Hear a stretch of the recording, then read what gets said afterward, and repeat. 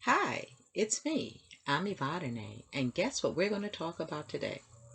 We're going to discuss how do we break up a relationship and how do we break up a marriage in a way where we're still happy, we're still whole, and we're still working together to raise our children if that is the case. So here's the rule. You go out the same way you came in, mentally and emotionally sound. How do you do that? The best way to do that is to remember who you were when you came together, what you've grown to become, and understand that we continue to grow. In our lives, we continue to grow. And sometimes in that growth, we grow apart because our growth is leading us in another direction, which has nothing to do with another person necessarily, just another direction. Go out the same way you came in, whole. But let's talk about that. Let's talk about the possibility that you came into the relationship not as whole as you would like to have been, and that in the relationship or deciding to be in the relationship, it was because what the other person could provide you with to make you whole. Therefore, when a relationship gets to the point where you may be outgrowing each other or growing in a different direction, it's very hard to detach because you've made this other person your other half, literally, or your three quarters, literally, or your whole, literally, which is not good. You want to come into a relationship as whole as possible, as happy as possible. You want to bring happy to a relationship as you want the other person to do the same. It does not mean that you don't grow together. It does not mean that you don't create together. It does not mean that you don't find the value in each other. And it does not mean that you don't love each other or respect or appreciate each other. But it truly means that you want to be as whole and happy as possible when you enter the relationship. And I'm not speaking about entering a marriage, I'm speaking about making the decision to enter into a relationship long before a marriage or long before a commitment to be together for a very long time, where you start procreating, quite possibly children, and or joining each other together and building a business. That type of long-term committed, connected relationship, that if it ever gets to the point where it may be today and you are going to now separate that whole relationship so you can go back to being whole again, it won't be as difficult. You don't want to need someone else in order to be happy, in order to be whole. You want to be all of that yourself. And in the process of the relationship itself, never stop growing. Never stop building upon self, because there's nothing like self. nothing like self.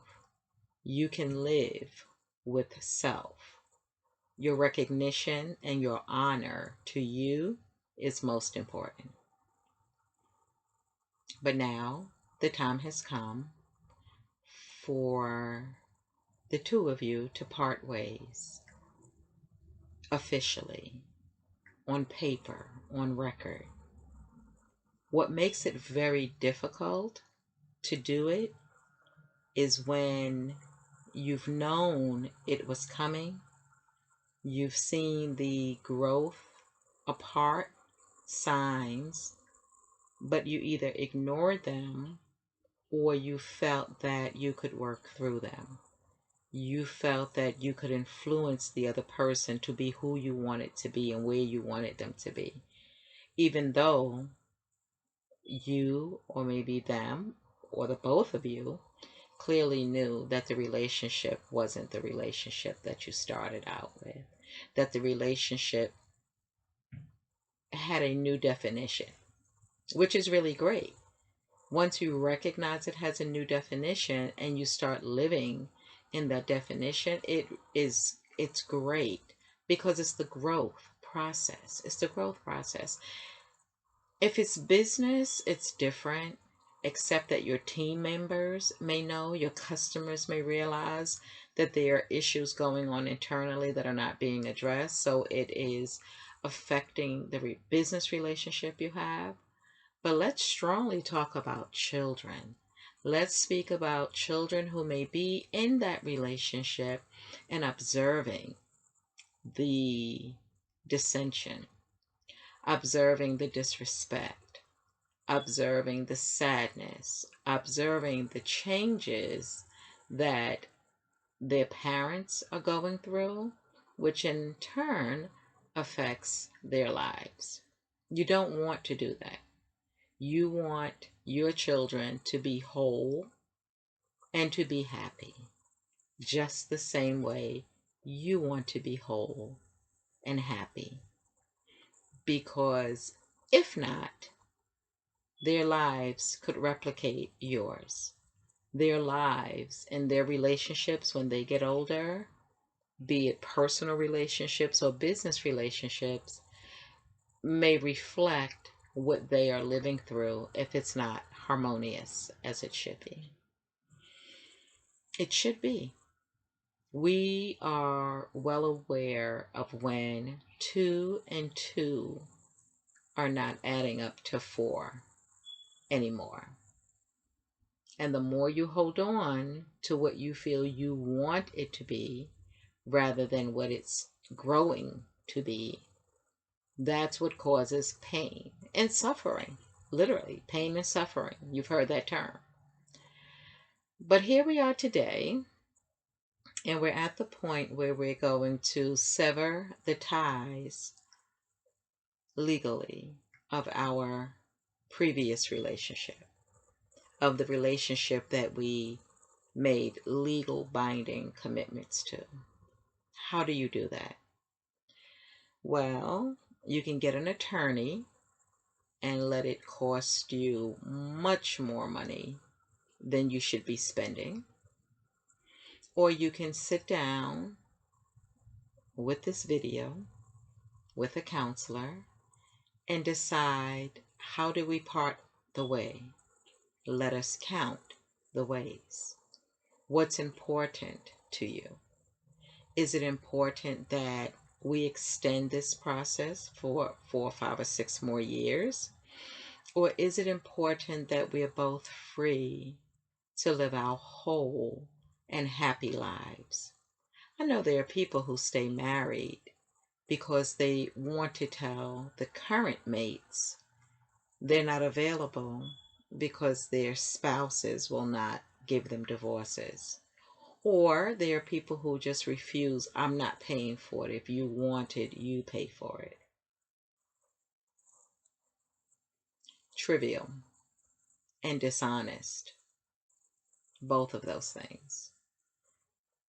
If you aren't happy, if your relationship isn't 2 plus 2 equaling 4 anymore, do yourself a favor.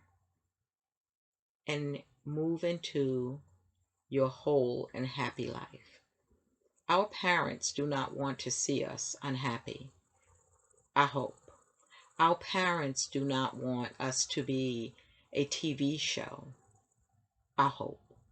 And whether your parents are here or not, still, I hope we know they wouldn't want that for us. They wouldn't want that for us. It is so important that we live a happy and fulfilled life as soon as we can. As soon as we can. This past pandemic of 2020 should have taught us life's too short to settle for anything less than being our happiest. Be your happiest. And your happiest isn't making someone else pay, isn't making someone else miserable. Is because for the record, the effort that it takes to make someone else miserable miserates you.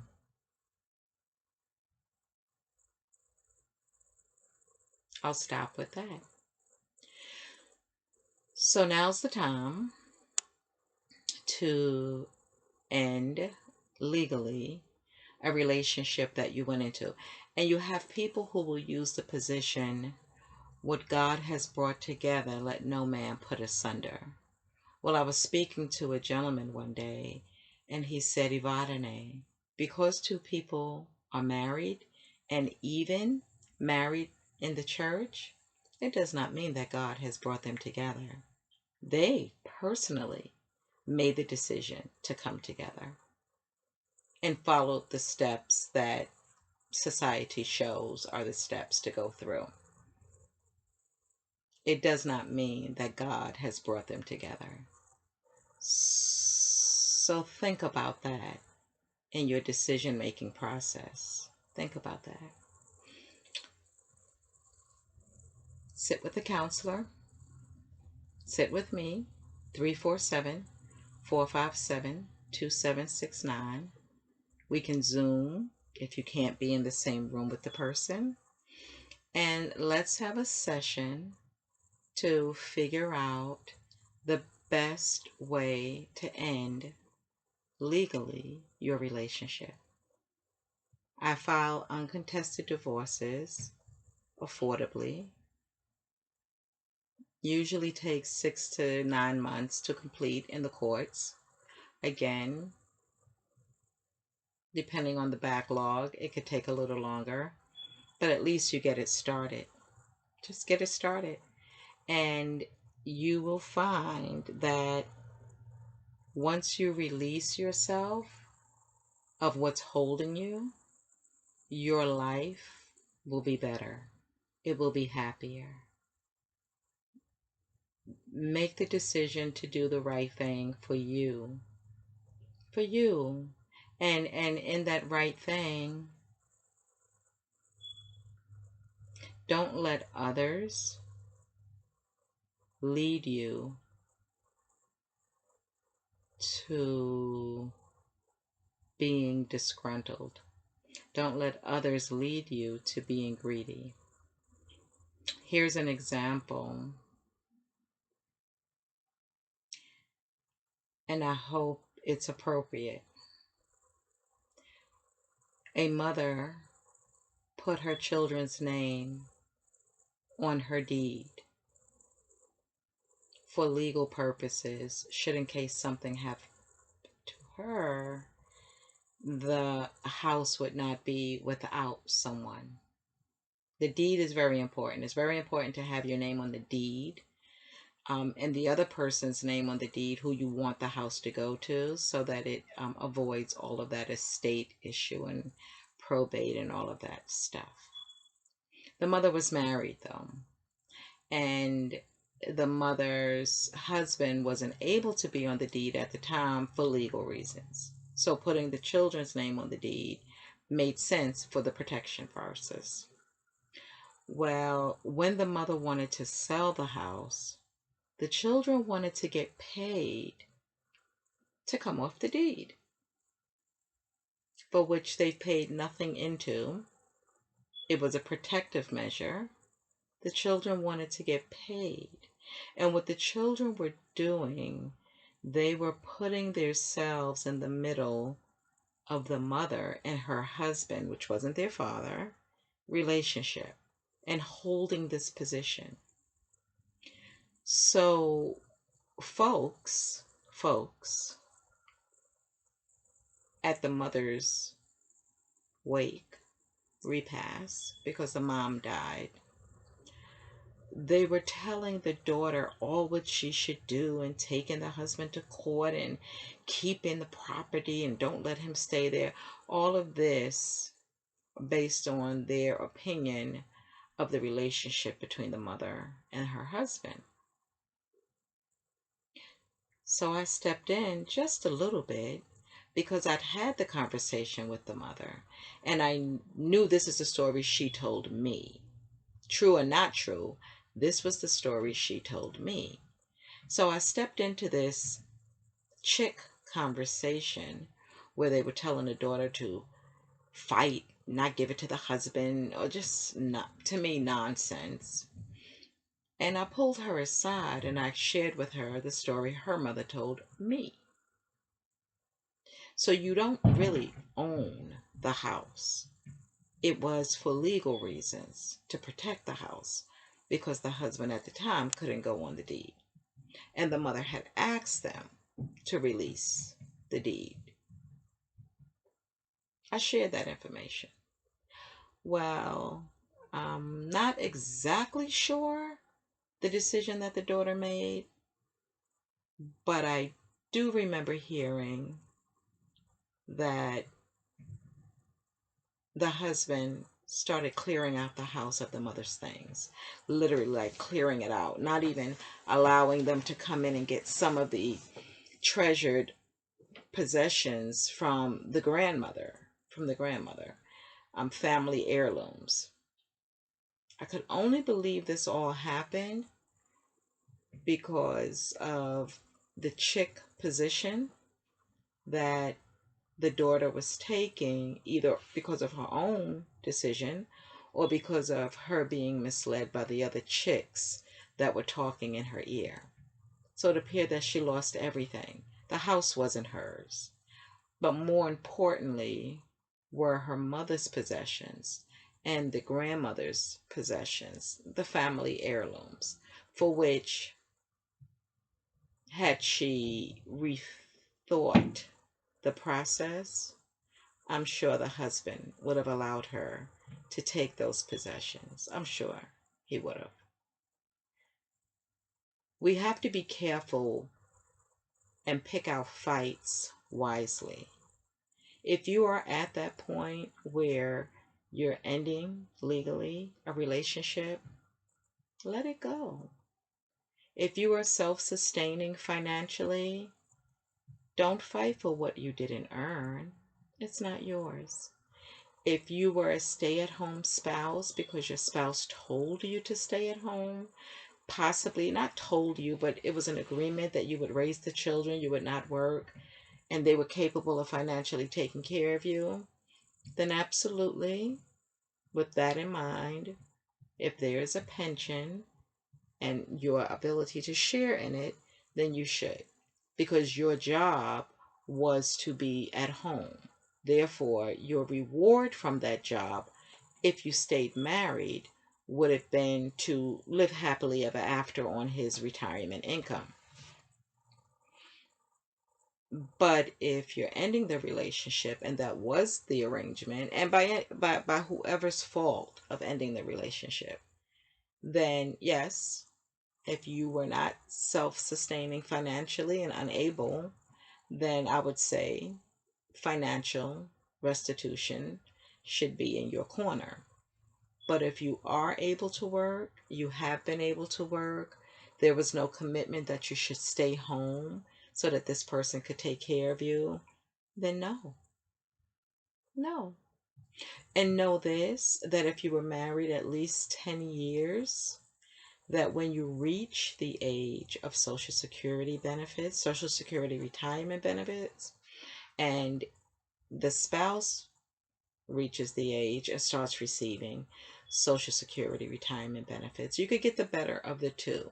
They have a way of combining. If the spouse made more than you through their work life, they have a way of combining that income so that the non-working or the spouse who earned the less can have a higher benefit. So you could get that. That's okay because it doesn't take anything from the spouse. But if you're self-sustaining, working, that's on you. Let that be you. If you're working in a field where your health benefits are challenged, in the divorce packet, they do want to make sure that you're covered by health coverage. So that would be a mandatory situation that your spouse's coverage would stay with you until you obtained your own or until you remarried. Male or female, it doesn't make a difference. Be fair to yourself first. And if you're fair to yourself, that also means that the decisions that you will make while ending this relationship will be decisions that you should be able to sleep with comfortably, that you should be able to move forward in your life with. Because here's the other deal. When we do things another way, we will have people listening to our story. So, excuse me, imagine um, imagine you're dating the next person. And in that process, however it goes, whether you mention it to them or whether your friends mention it to them, the person that you're dating finds out how you ran, let's just say, your ex through the ringer for no apparent reason. That would be a character telltale. You would be telling this person, and if they are of that same character, then you're a match made on earth. If they feel like what you did was good and that your mate, your ex deserved it, and go ahead and do what you have to do to get him or her to pay you. Okay, if they feel that way, then again, match made on earth. However, if they aren't of that character, it would tell them a lot about you. And it would be a yellow and or red flag of what they could expect from you and what you're capable of, whoever you are.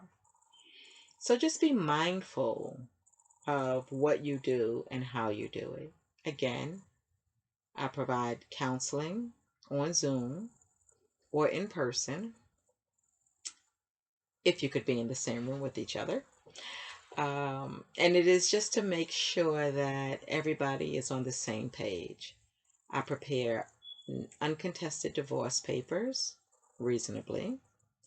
And if by some chance this has been helpful, share it with a friend. You can reach me again at 347-457-2769. You can email me at teamfollowme@yahoo.com. That is my email address. And subscribe to my YouTube. I appreciate it. Check out the other YouTubes. If you're in need of insurance, I'm here to help.